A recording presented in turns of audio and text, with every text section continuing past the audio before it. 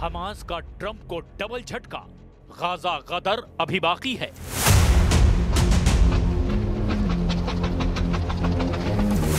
Gaza में 737 दिन बाद उम्मीद की जा रही है कि हमास इजरायली बंधकों को आजाद करेगा और इजराइल गाजा को फिलिस्तीनियों के हवाले करेगा। लेकिन हैरानी की बात तो यह है कि इजराइल के 20 जिंदा बंधकों की रिहाई से कुछ घंटे पहले ही हमास ने ट्रंप के गाजा प्लान पर ऐसा डबल अटैक किया है कि अमेरिका के राष्ट्रपति डोनाल्ड ट्रंप के साथ साथ प्रधानमंत्री नेतन्याहू हैरान रह गए हैं। हम आपको दिखाने जा रहे हैं कि कैसे हमास ने ट्रंप को चैलेंज करते हुए कहा है कि उनके बेतुके गाजा प्लान को हमास ठोकर मारता है। हम आपको दिखाएंगे कि कैसे भूखमरी, बीमारी और जिंदगी के लिए तड़पते हजारों फिलिस्तीनी अभी भी गाजा में तड़प रहे हैं। हैरानी की बात तो ये है कि मिस्र में गाजा शांति शिखर सम्मेलन में ना तो हमास के नेता शामिल हो रहे हैं और ना ही मिस्र ने फिलिस्तीनी प्राधिकरण के अध्यक्ष महबूब अब्बास को पीस समिट में शामिल होने की अनुमति दी है। भारत समेत 20 देशों के राष्ट्र प्रमुखों को बुलाया गया। इधर हमास ने ऐलान कर दिया है कि वो ट्रंप के शांति प्रस्ताव की शर्तों पर साइन नहीं करेगा, जबकि इजराइल ने पूरे गाजा से हमास का सफाया और हमास के हथियारों को तबाह करने का भी ऐलान कर दिया है। खुद ट्रंप के विशेष दूत स्टीव विटकॉफ और इजरायली सेना के प्रमुख लेफ्टिनेंट जनरल एयाल जमीर ने गाजा में जमीन पर जाकर उस प्लान को समझा है जो ट्रंप के गाजा प्लान के हिसाब से हमास विहीन नई गाजा का निर्माण करेगा। हम आपको दिखाने जा रहे हैं क्यों हमास ट्रंप के गाजा प्लान को खतरनाक ट्रैप बता रहा है और कैसे गाजा और वहां रहने वाले फिलिस्तीनी अमेरिका और इजराइल की कठपुतली बनकर रह जाएंगे। मिस्र में ट्रंप का गाजा प्लान, ट्रैप में फंसा हमास। तबाह गाजा की तस्वीरें साबित कर रही है कि अब पूरे गाजा से हमास का कंट्रोल खत्म हो चुका है। 75% तबाह हो चुकी गाजा की इमारतें साबित कर रही है कि अब नया गाजा पुराने गाजा जैसा बिल्कुल भी नहीं होगा। एक एक रोटी और पानी के लिए तरसते हजारों फिलिस्तीनियों को 2 साल की जंग में एहसास हो चुका है कि अब उनका मुकद्दर अमेरिका और इजराइल के रहमो करम पर है। और शायद इसीलिए मिस्र में गाजा के नाम पर जो शांति शिखर सम्मेलन अमेरिका और मिस्र के नेतृत्व में हो रहा है, उससे हमास ने दूरी बनाना शुरू कर दी है। गाजा सीज फायर समझौते के पहले चरण के तहत 48 बंधकों की रिहाई सोमवार सुबह से शुरू हो सकती है, जिसमें 20 जीवित व्यक्ति और 28 शव सौंपे जाएंगे। इजरायली सेना ने बंधकों की रिहाई के लिए हमास को 72 घंटे का समय दिया है। सोमवार यानी 13 अक्टूबर को मिस्र में गाजा युद्ध समाप्त करने के समझौते पर चर्चा होगी। इसमें अमेरिकी राष्ट्रपति डोनाल्ड ट्रंप सहित 20 से ज्यादा विश्व के नेता भाग लेंगे। रॉयटर्स की रिपोर्ट के मुताबिक ये बैठक लाल सागर के खूबसूरत रिसोर्ट शर्म अल शेख में होगी, जिसमें अमेरिकी राष्ट्रपति डोनाल्ड ट्रंप शामिल होंगे।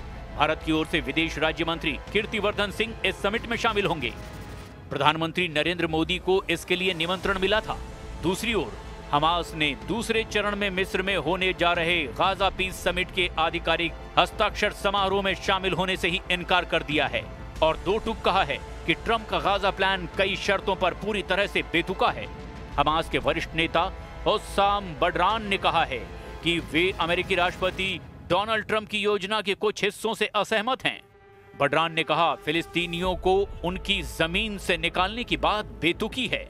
बडरान ने समझौते के दूसरे चरण की बातचीत को जटिल और कठिन बताया। हमास ने यह भी कहा कि हमास हथियार छोड़ दे, ये शर्त पूरी तरह से गलत और बेतुकी है। हथियार छोड़ना हमास के लिए बिल्कुल असंभव है, भले ही वे गाजा की सत्ता छोड़ दें।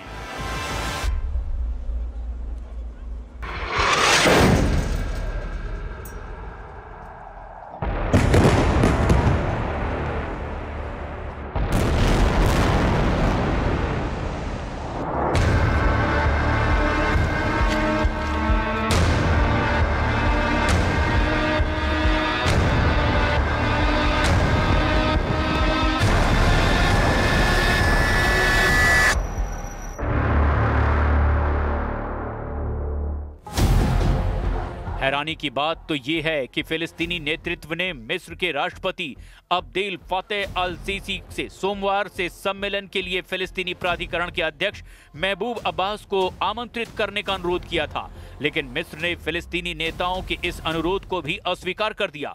यानी मिस्र में अब हमास नेताओं के साथ साथ फिलिस्तीनी नेता भी गाजा शांति शिखर सम्मेलन में शामिल नहीं हो पाएंगे। यानी जिन फिलिस्तीनियों को बचाने और बसाने के नाम पर शिखर सम्मेलन हो रहा है, उस सम्मेलन में ना तो हमास होगा और ना ही फिलिस्तीनी नेता। जबकि दूसरी तरफ इजराइल लगभग 2000 फिलिस्तीनी कैदियों को रिहा करेगा। टाइम्स ऑफ इजराइल के मुताबिक अंतर्राष्ट्रीय रेड क्रॉस समिति इस अदला बदली की देखरेख करेगी। रिपोर्ट में कहा गया कि अगर हालात अनुकूल रहे तो रिहाई रविवार रात यानी 12 अक्टूबर से भी शुरू हो सकती है।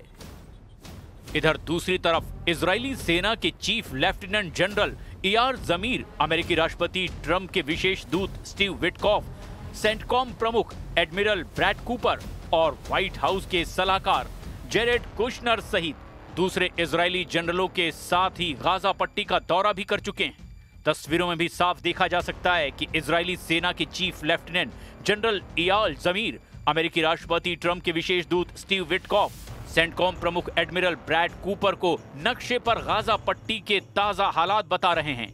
इजरायली सेना द्वारा जारी एक वीडियो में जमीर, विटकॉफ और कुशनर के साथ एक बेस पर इजरायली सैन्य अधिकारियों द्वारा निरीक्षण करवाते हुए दिखाई दे रहे हैं। इजरायली आर्मी रेडियो ने एक सुरक्षा सूत्र के हवाले से दावा किया कि अमेरिकी राष्ट्रपति डोनाल्ड ट्रंप के मध्य पूर्व दूत स्टीव विटकॉफ 12 अक्टूबर को तड़के इजरायली सैन्य तैनाती का निरीक्षण करने के लिए गाजा गए थे। अमेरिकी सेना की केंद्रीय कमान यानी कि सेंटकॉम के प्रमुख एडमिरल ब्रैड कूपर भी थे, जिन्होंने की एक बयान में कहा कि उनकी यात्रा एक टास्क फोर्स की स्थापना का हिस्सा है जो गाजा में स्थिरीकरण प्रयासों का समर्थन करेगी। हालांकि अमेरिकी सैनिकों को इस एनक्लेव के अंदर तैनात नहीं किया जाएगा। इस दौरान अमेरिकी विशेष दूत स्टीव विटकॉफ ने बंधक परिवारों से मुलाकात की। उन्होंने कहा कुछ शवों का पता लगाना बहुत मुश्किल हो सकता है। इस बात से परिवार में गहरी चिंता है। CNN की रिपोर्ट के मुताबिक इजराइल को पहले से पता था कि 7 से 15 बंधकों के शव शायद ही मिल सकेंगे। हालांकि अधिकारियों ने इसकी सार्वजनिक पुष्टि नहीं की है। कुल मिलाकर हालात ये हो गए हैं कि गाजा युद्ध जरूर खत्म हो रहा है, लेकिन गाजा गदर अभी लंबा चलने वाला है और हो सकता है कि बंधकों की रिहाई के बाद हमास पर फिर से हमले हों। गाजा में फिर से इजरायली टैंक कोहराम मचाएं। गाजा का भविष्य मौजूदा हालातों को देखकर भयावह लगने लगा है।